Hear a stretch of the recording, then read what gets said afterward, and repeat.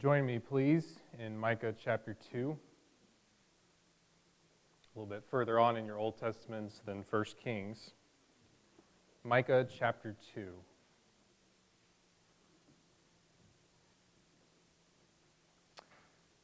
Hear the word of the Lord. Woe to those who devise wickedness and work evil on their beds. When the morning dawns, they perform it because it is in the power of their hand. They covet fields and seize them, and houses and take them away. They oppress a man and his house, a man and his inheritance. Therefore, thus says the Lord, behold, against this family I am devising disaster, from which you cannot remove your necks. And you shall not walk haughtily, for it will be a time of disaster. In that day they shall take up a taunt song against you and moan bitterly and say, we are utterly ruined. He changes the portion of my people. How he removes it from me. To an apostate he allots our fields. Therefore you will have none to cast the line by lot in the assembly of the Lord. Do not preach. Thus they preach. One should not preach of such things. Disgrace will not overtake us. Should this be said, O house of Jacob? Has the Lord grown impatient? Are these his deeds? Do not my words do good to him who walks uprightly? But lately my people have risen up as an enemy. You strip the rich robe from those who pass by trustingly with no thought of war. The women of my people you drive out from their delightful houses. From their young children you take away my splendor forever. Arise and go. This is no place to rest, because of uncleanness that destroys, with a grievous destruction. If a man should go about and utter wind and lies, saying, I will preach to you of wine and strong drink, he would be the preacher for this people. I will surely assemble all of you, O Jacob. I will gather the remnant of Israel. I will set them together like sheep in a fold, like a flock in its pasture, a noisy multitude of men. He who opens the breach goes up before them. They break through and pass the gate, going out by it. Their king passes on before them, the Lord at their head. The word of the Lord. The prophet Micah, as best we can tell from reading the first chapter, is not at all an impressive man. We're not told about his family, lineage. We're not told anything about his father, where he came from family-wise. We're told about his town, and his town is not an impressive place to be at. Micah is from a border area in the land of Judah, close to where the Philistine territory was. So he's not from a power center in Israel's geography. But despite his lack of human credentials, if you go to chapter 3 in verse 8, you find out what kind of power he does have, and it's the mightiest power that you can possibly enjoy. He says, chapter 3, verse 8, as for me, I am filled with power, but here's the power. It's the Spirit of the Lord, and with justice and might to declare to Jacob his transgression and to Israel his sin. Micah was sent mostly to the people of Judah, although he will definitely reference Samaria and the northern kingdom that was in its dying throes at this time. And he's mostly sent to the people of Judah to strip the veneer off of their souls so that they can see their true condition, that they've got some very serious problems individually, as a community, as a nation, so that they can repent of those sins, so that they can draw close to God, so that he can bless them, because that is what this is all about. God takes no delight in the death of the wicked, whether that's the wicked amongst his own people or the wicked outside of the spiritual family. He longs to bless, and so he's sending this message of disaster so that he can draw his people closer to himself, those that want to be led and blessed. And so God includes this prophecy in our Bibles so that we can have the veneer stripped off of us, so that we can go through the same process that hopefully ends in blessing and not destruction. But disaster is declared here for a sinful people, so that a shepherd king at the end of chapter 2 can gather the remnant together and do what he does as the shepherd king. May God help us to be among that number. So let's talk about the first 5 verses here that Micah, right out of the gate, pronounces woes against people who are doing these things. What's going on in this section is the Lord is answering the plans and the desires of people who are planning evil against other people in his family. He is planning punishment against them. You notice in verse 1, woe to those who devise wickedness.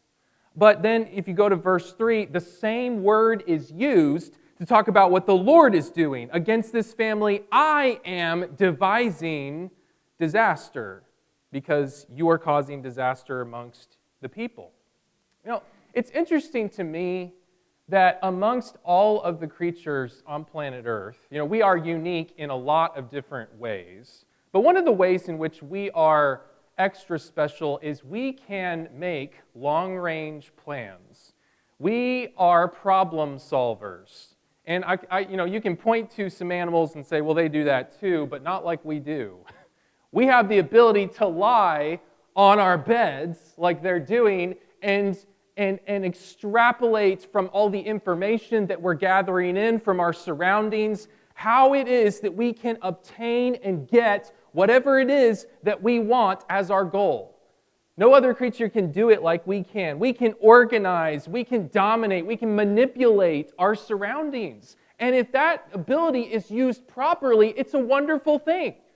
That's how we can build hydroelectric dams and power our homes with electricity and light bulbs. And that's how we can create indoor plumbing. I'm very thankful for that, especially with winters like this that we just gone through. I'm thankful for insulated houses. I'm thankful for gardens. All of those things took intensive strategy and intelligence and planning and purpose. By nature, we figure out how to achieve goals, and that's a good thing. But if those God-given problem-solving abilities are channeled in the direction of evil, it's a terrible, terrible thing. It's selfish and horrific, and that's the situation that Micah is crying out against. People are problem-solving in the middle of the night as they lay awake in their beds thinking, what can I do when I get up in the morning to achieve my goal of tramping down this person so that I can be elevated? Does verse 2 sound familiar to you when you think about Old Testament stories? Hopefully it does, especially because that was Mike's reading right before I got up here.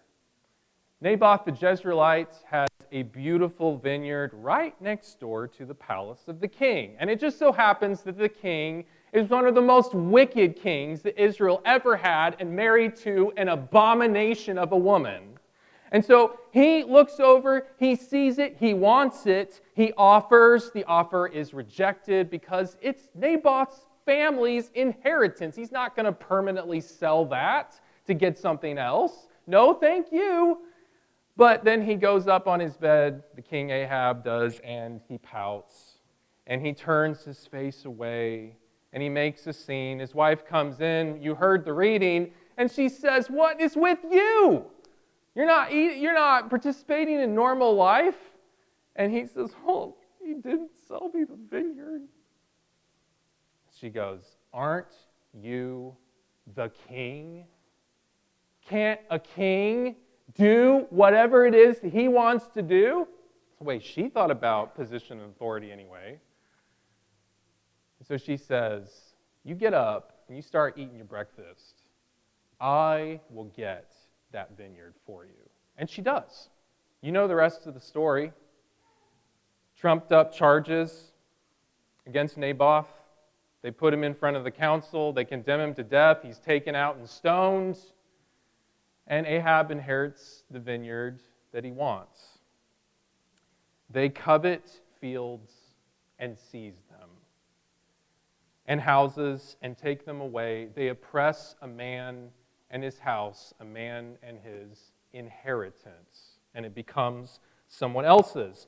Even though he was violating multiple commandments in the process, like you shall not murder, but also in the commandments, Exodus 20, you shall not covet anything. You shall not covet your neighbor's house. You shall not covet your neighbor's wife or his male servant or his female servant or his ox or his donkey or anything that is your neighbor's. I am not going to ask for a show of hands, but I want to ask a couple of questions that I'd like all of us to answer in our own hearts together.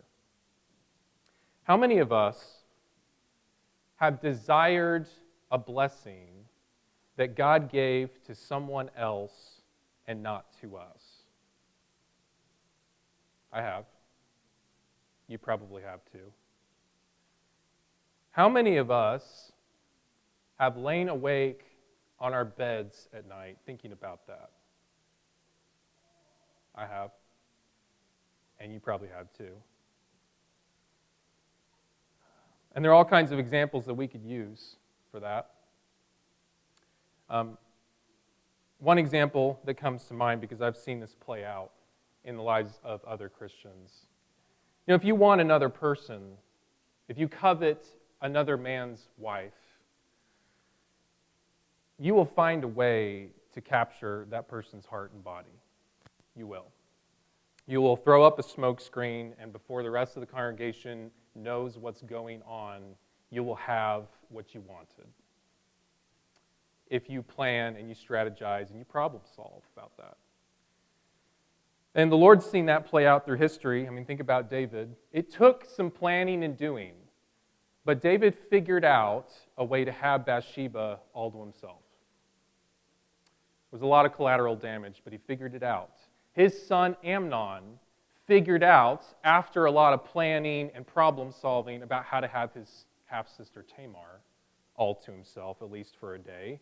If a blessing is takeable, then you will figure out a way to take it for yourself if you have a heart that covets what belongs to someone else. And if that blessing that somebody else has is not takeable, if it's not some sort of physical possession that you can actually lay hands on, if they've got this good reputation that you wish you had, if they've got some sort of intangible thing, then you will find a way to destroy that person, to damage them and their character, that person who possesses the blessing that you want. What is it that you and that I think about on our beds in the quiet moments of our day? And maybe you're like, well, when I hit the pillow, I don't really think of anything. I'm just out because my day is crazy, and I don't really think about anything on my bed except my dreams. Well, maybe your quiet moment is when you drive your car.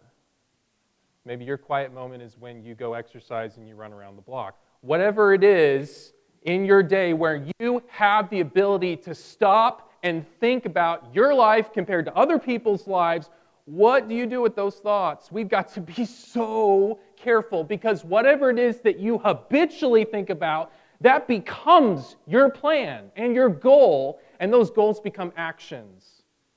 And if they're not the right goals, then those actions become sin. And if you covet, you might be able to get away with it for a while. Ahab and Jezebel did. They got the vineyard, but they didn't keep it, because the Lord saw that, and he sent Elijah, and Elijah said, "The Lord's coming for you." And Ahab sort of repented for a little while, but eventually the Lord did come for him and for his wife and his family. Maybe these people in Micah chapter 2 were able to get away with this verse 2 business for a while, but God's saying through this prophet, I'm coming for you. The Lord knows if you devise wickedness, and be assured that if that is you, then he will devise his own plans, and you will not escape. That's the message there. Something else that I think we need to think about with this is that the point that he's bringing out about power abuse, about people who have some sort of position of authority over somebody else or a group of somebodies, the Lord is saying here, if you abuse that, then the Lord's going to take that away from you. I mean, we studied in the book of Daniel what happened to King Nebuchadnezzar. He is given the authority over the nations. He rules not just the Jews, not just the Babylonians, but a whole bunch of different peoples. And he does bad things with that. And so God makes him a beast for a while until he can figure out that it's the Lord that he answers to. And then he gets his kingdom back when he learns humility. But God doesn't just do that to foreigners and people outside of the family. He does that with his own too. I mean, Nabal, during the days of David, Nabal had the opportunity to live a nobleman's life. Had a lot of money, had a lot of animals, but what did he do with it? He was worthless, so God took his life. Think about Saul. He was given kingship over Israel, first king Israel ever had. And yet, toward the end of his life, he does not obey the Lord, and so God takes his throne and gives it to somebody else who would. That is what's happening here in Micah. So verse 2, people are seizing land, territory, houses. Why did they do that? Because they had the desire and the authority to carry out that desire. So if you look at verse 1, notice that phrase, because it is in the power of their hand. Did you know that? That is the exact same phrase that Laban says to Jacob, his son-in-law, after he catches up with him, after Jacob grabs all of his family and his stuff and he hits the road. Laban is pretty upset about that. He gets to him and he says to Jacob, did you know that it is in the power of my hand to do you harm? But I'm not going to because God told me not to. It's the same phrase used here. And so in verse 4, we find some poetic justice. You are taking other people's stuff, their land, their inheritance. So what is God going to do to you? He is going to give your fields, your inheritance to some other foreign power. Notice how he says to an apostate, into verse 4, he allots our fields. Verse 4, my translation talks about this as a taunt song that the conquerors of Judah, maybe the Assyrians, maybe the Babylonians, are singing to the people that they have conquered. Oh, you guys should moan because we're taking your stuff and we don't even belong here. God says that's coming for you. And in verse 5, therefore you will have none to cast the line by lot in the assembly of the Lord. That is basically a way of saying you're not going to be able to inherit your own land that was your possession by rights because you are stealing what belongs to other people. There are so many different applications to think about when we think about this idea of what are you doing with your power? What are you doing with your influence? What are you doing with you are up here and somebody else is looking up to you, looking for you to bless them? Are you doing it or not? As a teacher, I think about my job and what I need to be doing. That if I'm ever studying the Bible with other people, or if I'm ever getting up in front of congregations and preaching because I'm trying to attract a following, because I'm trying to just increase my influence, then I am an example of what Micah is talking about here. If you're a local shepherd, those of you who are, those of you who might become shepherds someday in this group, you need to be very careful to use your position of trust to actively walk with your sheep in their brokenness, because every spiritual family is going to have brokenness in it. and not just neglect them and become a decision-making board of directors. If you're a husband, we've got a lot of husbands in this room. Yeah, your wife is to live in submission to you. But do you ever try to intimidate her into that? Do you ever use your superior physical strength, maybe your louder voice, to make sure that she does what you want her to do? If you're a parent, you need to use your parental authority over your children to shepherd their hearts and not to turn them into your personal punching bags when life gets really frustrating. And you're coming in tired after the end of a long day or a long experience doing something that is hurtful or harmful to you. Don't take that out on your kids.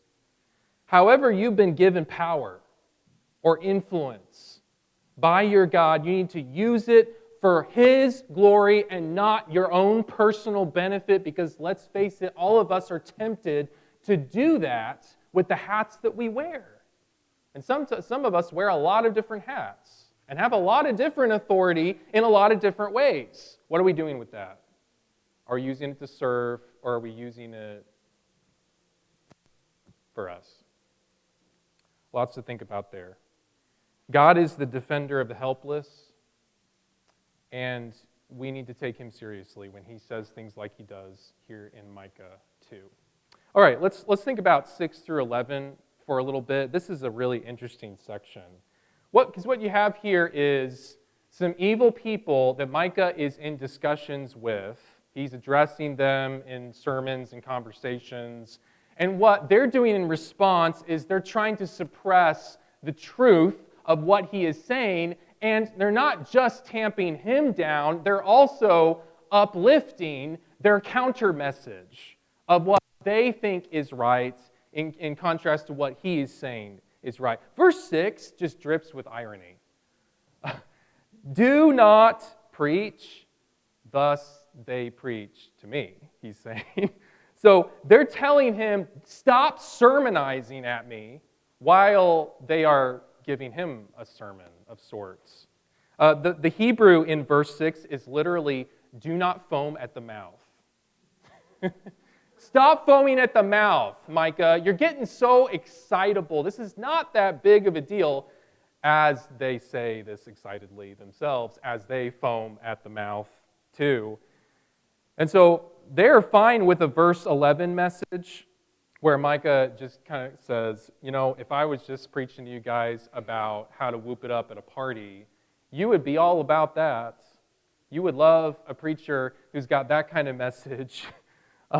But you don't appreciate what I'm saying to you about what God thinks about your lives. And so this ignoring of truth is a problem here. It is also a problem in so many other areas of Bible history. It's a problem for the churches in the New Testament. Do you remember what Paul said to Timothy in his last letter? How the time is coming when people will not endure sound teaching, but having itching ears, which is a fun image, they will accumulate for themselves teachers to suit their own passions, and will turn away from listening to the truth and go after something else, wander after myths. 2 Timothy 4, verse 3. Question for you and for me to think about. Do you have people in your life who will tell you when you're wrong? And do you listen to them? Or do you try to cut off that relationship when it's really not what you want to hear? And let's face it, how many of us really enjoy being told that we're wrong? I don't. But you know what Facebook has? Facebook has this really interesting feature in it where you can remain Facebook friends with somebody, but you can click a button and it unfollows all of their posts. So that when you get on Facebook and you're scrolling down your wall, if you have unfollowed this person, you don't have to see anything that they write. You don't have to see any pictures that they post. You can just kind of block them off. And if you really don't like them, you can just hit another button and you can defriend them, period. That's what our society does in general when it comes to relationships that turn a little unfriendly. I've seen this process play out in real life. I've seen Christians prune their relationship tree and just sort of put themselves in an echo chamber and just surround themselves with people who will always be sympathetic to their way of thinking and their view on the Scriptures, their view of what we should be doing as a spiritual community, and just kind of cut off everybody else and box themselves into a corner. And that is terrifying to watch because it removes you from some God-given guardrails. It removes you from people who can see things about you and what you're saying that maybe you can't see yourself. Like these people in Micah 2, they're oblivious to what they're doing. So you're preaching to me about how I should stop preaching to you. Have you pruned your people? Have you? We got to be careful about this. We also got to be careful about this. We need to beware of cherry-picking God's nature in order to rationalize what we want to do. I think that is exactly what is going on here in verse 7. Now, translations are going to vary when it comes to verse 7. In the ESV, my translation says, "Should this be said, O house of Jacob? Has the Lord grown impatient? Are these his deeds? Do not my words do good to him who walks uprightly?" But in most translations that I checked, it appears like the beginning of verse 7 is the Lord asking a question about what the people are saying that Micah is preaching to. The middle of the verse, the two questions in the middle, with most translations seem to be the questions that the people are asking Micah and the Lord, basically along the lines of, is this really such a big deal? Is God so impatient with us? God is long-suffering. He's got long arms that just want to wrap around us. Because that's what he said about himself in Exodus 34, that he is merciful and gracious and slow to anger and abounding in steadfast love and faithfulness and keeping steadfast love for thousands and forgiving iniquity and transgression and sin. Surely he's not going to come down on us like what you're saying. Now, that's scary because there's a ring of truth to that, right? That is what the Lord says about himself in Exodus 34. But they're missing the last part of Exodus 34 where God says, "But he will by no means clear the guilty, but will visit iniquity on fathers, children, in a generational kind of way."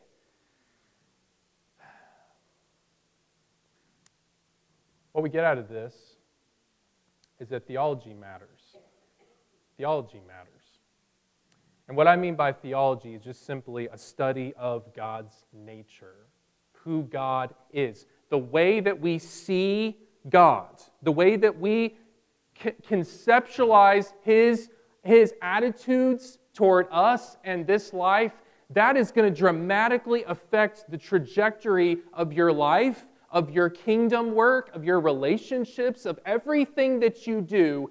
It depends on how you see God.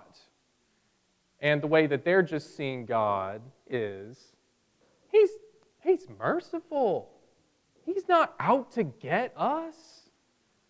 Well, that's partially true. But He's not going to turn a blind eye to sin forever. He's eventually going to come in judgment if you don't turn to Him. And so, unless we encompass the entire character of God in our thinking, in our study, then we're going to be off somehow in how we practice life. Remember what Paul says in Romans 11? Behold the kindness and the severity of God.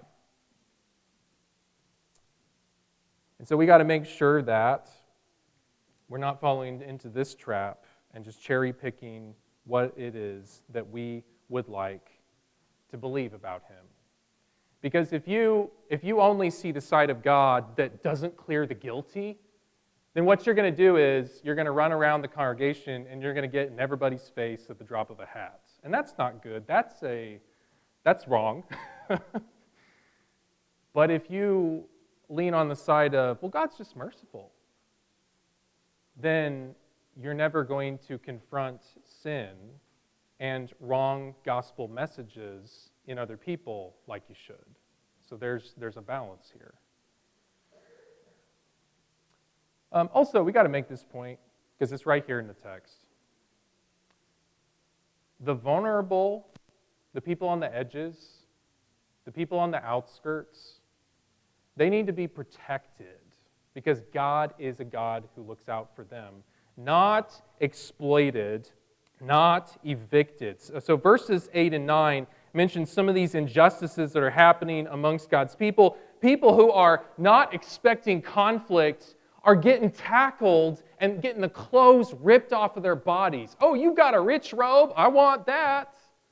You got women and children in the text who are not expecting to be cast out on the street. They're getting the slip. Okay, tomorrow you're out. That's my house now. Because they've forced others to go, God's saying, you're now the ones who are going to encounter eviction. You're going to get taken away from your land because God stands up for the people on the edges. Right now in our country, there is a massive conversation happening about people on the edges. And I am not about to wade into, in a sermon, a complicated political subject like immigration.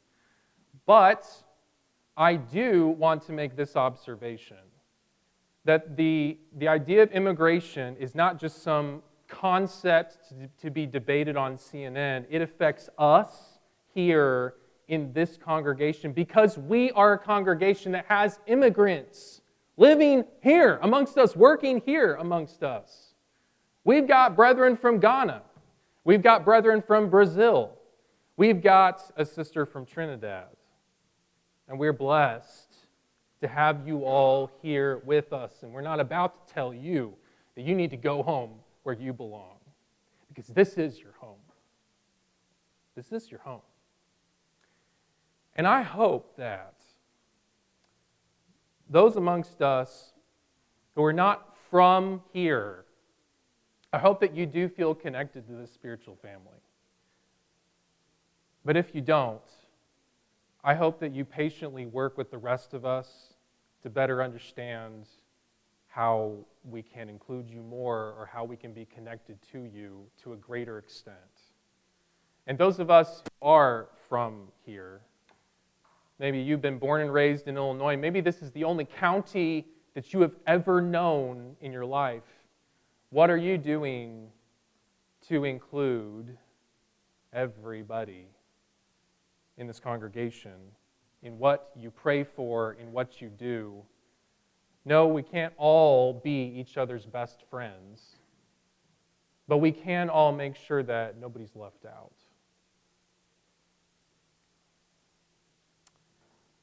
And that's all I'm going to say about that. I do want to mention verses 12 and 13 at the end of this chapter. Micah really quickly switches gears. It just kind of comes out of the blue, where he's been preaching this really, really strong, forceful message. And then he switches in verse 12, and he starts talking about God's future plans. Not just for Judah, but for the long-range plans of the nations. It's all wrapped in here together. He's going to assemble the remnant of Israel, which we know from the New Testament is also going to include those of us Gentiles who want to tag all along for the ride. He's going to gather this remnant as a shepherd does, and we're all going to be mashed together here. This is really interesting, that disaster is not the end for those who are repentant, for those who want to be changed by this shepherd. The scattered ones will be assembled together. And he says 3 different times in verse 12, I will. So it shows you very emphatically that this is on his heart and he is going to do it. I will surely assemble, I will gather, I will set them together like sheep in a fold. And I love the last phrase of verse 12, a noisy multitude of men. That's kind of funny to me because it reminds me of a big flock of sheep. Have you ever seen a big flock of sheep all together in the same area, the same pen? There's a lot of bleating. There's a lot of bumping against each other. Everybody's kind of up in everybody else's business. And it's just kind of a beautiful mess. And if you think about what God has done with his church, what he's done with his spiritual family, we are kind of a beautiful mess. We're beautiful in that we're saved by Jesus' blood. We're all on the path to heaven if we are cleansed by him. But we're all kind of bumping up against each other, trying to figure each other out. And there's a lot of bleating, and there's a lot of things to work on, and a lot of issues and things to solve. So if you ever look around at your brethren and you think about what a noisy multitude of men, that is what we are. That's the nature of a local church and God's church in general.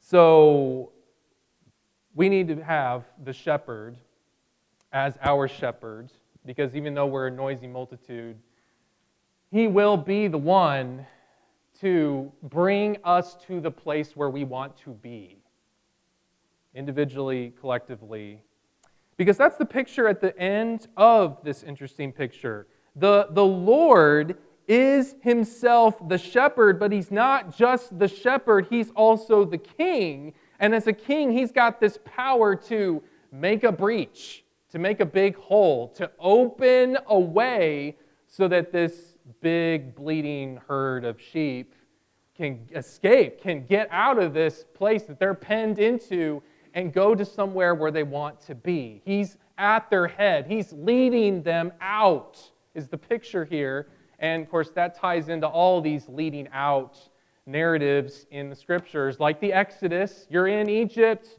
you're penned in, you're bleating out, Lord, help me. And he sends Moses in and he takes him out. And of course, Jesus Christ, our Lord, this is exactly what the cross accomplished. When he shed his blood and he gave his body and he died for the sins of us all, this verse 12 is what he did for each one of us. So are you leaning on him? Are you living in this reality? Whether it feels like it or not, day to day in your everyday life, you have the Lord as your shepherd. And what does David tell us about having the Lord as your shepherd in Psalm 23? If he's my shepherd, I shall not want. Now, you think about David's life. Was he in want of a lot of things? Yes, he was. You know, there's nothing like having your father-in-law chase you around the country trying to kill you for years and years until your father-in-law finally dies.